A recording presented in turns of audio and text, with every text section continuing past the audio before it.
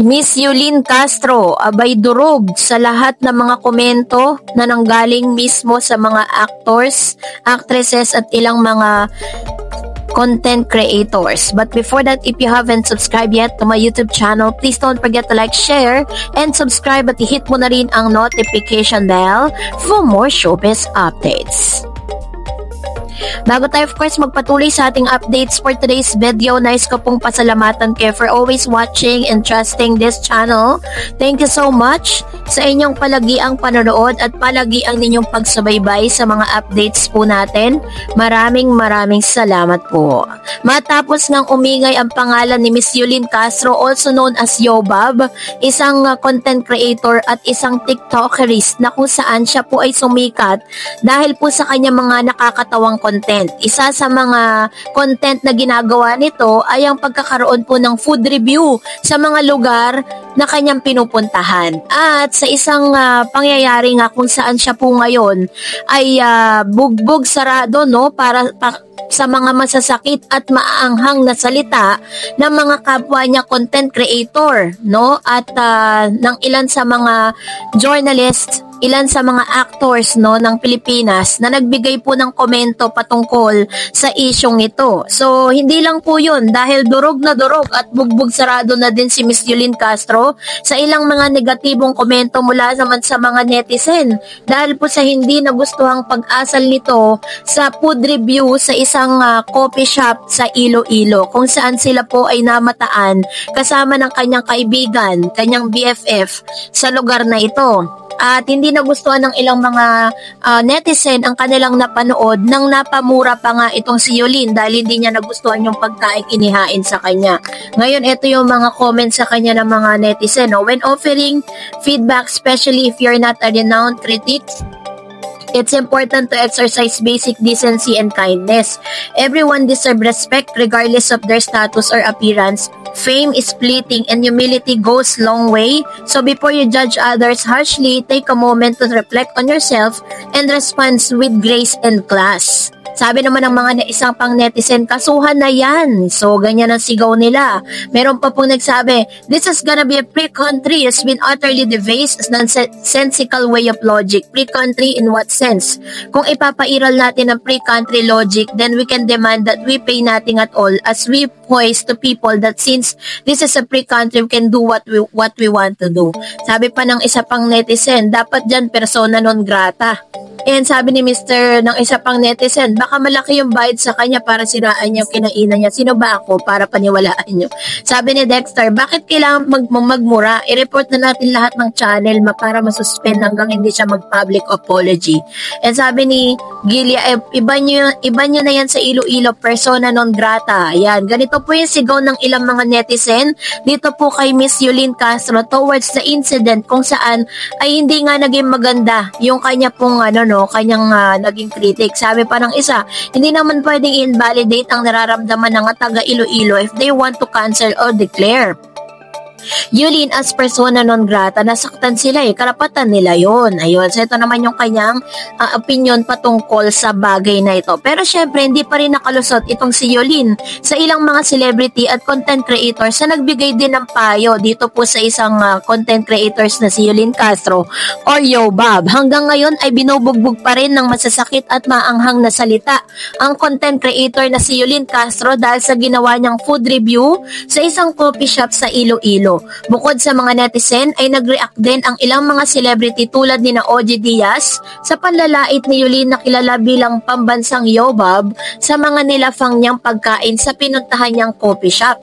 Sa isang TikTok video, makikita na umorder si Yulin at ang kanyang mga kasama ng pastries at drinks pero hindi niya raw feel ang lasa ng mga ito. Nag-try kami dito sa coffee break, ang dami. Out of all of you, mga in-order na food na walang masarap. Even the drinks, even lasagna, lahat tabang. Ang dami nyo dyan, walang masarap sa inyo. Ni isa, yan, sabay na pamura siya sa bahagi na yon. At yun po yung isa sa mga hindi nagustuhan ng ilang mga taga Iloilo. Kasunod nga nito ay ang pambabatikos sa kanya ng ilang grupo from business sector, pati na ang mga kapwa niya content creator or local officials sa Iloilo.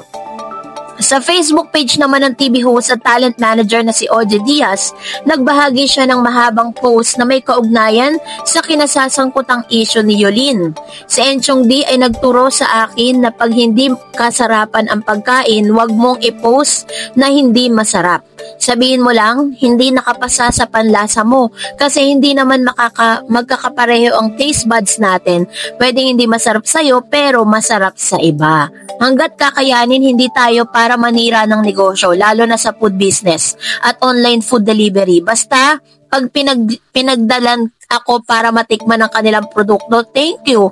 Pero pag di ko type yung luto o yung lasa, pina-private message ko at nagsasuggest ako, simulang pahayag ni Mama Ogs. Patuloy niya, syempre, iniisip ko din baka doon sa negosyong yung humuhugot ng pambayad ng kuryente, tubig yung tao, o kaya pang tuition ng anak, nagpapasweldo ng mga tauhan tapos sisiraan ko lang.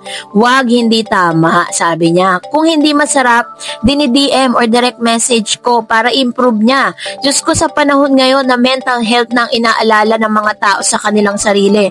Baka yung pampost mong hindi masarap yung luto o lasa ng pagkain mo, yun pa ang maging sanhi ng kanyang mental health issue. Diba? Paalala ni Mama Ogs. Ang suggestion pa ng content creator, kaya sabihin ng maayos, hindi naman porket nagbayad ka ay lahat karapatan ay nasa iyo na para laitin yung kinain mong di naman nasarapan. Tulungan mo yung negosyong ma-improve at lumago para mas marami pa itong matulungan. Meron nga akong isang coffee shop na laging pinupuntahan, hindi ang high grounds ha. Lagi rin kasi ako nakikita dito kasi masarap naman talagang kanilang food, lalo na yung US pork ribs ay sarap. Yung tinutukoy kong coffee shop, gusto ko yung ambience, yung sobrang accommodating na mga staff, yung food nila masasarap din, pero grabe na yung presyo, pang fine dining na.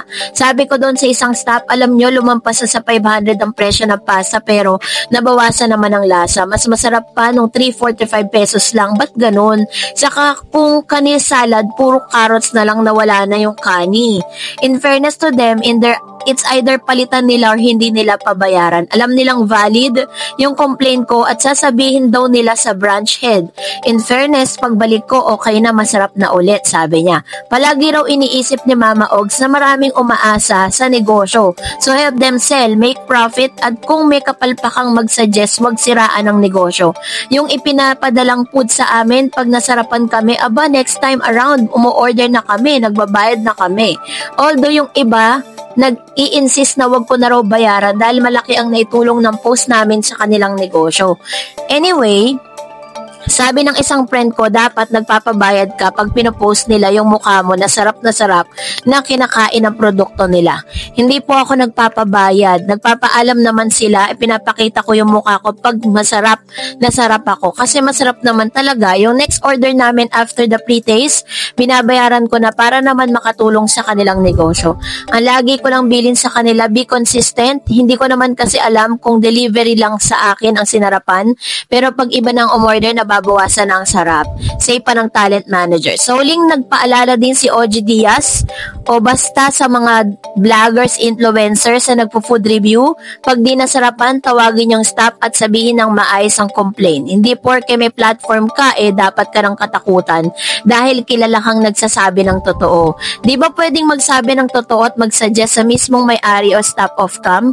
Hindi lang sana for the views, mariin pa niyang pahayag. So, ganito nga, no, parang ganito sinermo na ni Ogie Diaz si Miss Yolene kung paano yung proper, no, at yung magalang na pagbibigay ng food review dun po sa isang or sa mga establishmento. Ito po yung malaking aral para kay Miss Yolene Castro na dapat matuto siyang gumalang at kailangan i-consider niya rin kung ano po yung pwedeng maging impact ng kanyang sasabihin sa publiko dun po sa negosyo na kanya pong binibigyan ng komento. So, that's it for today. For more videos and updates, please don't forget to like and subscribe. And please don't forget to follow my Facebook page, Dar Eds TV. God bless everyone!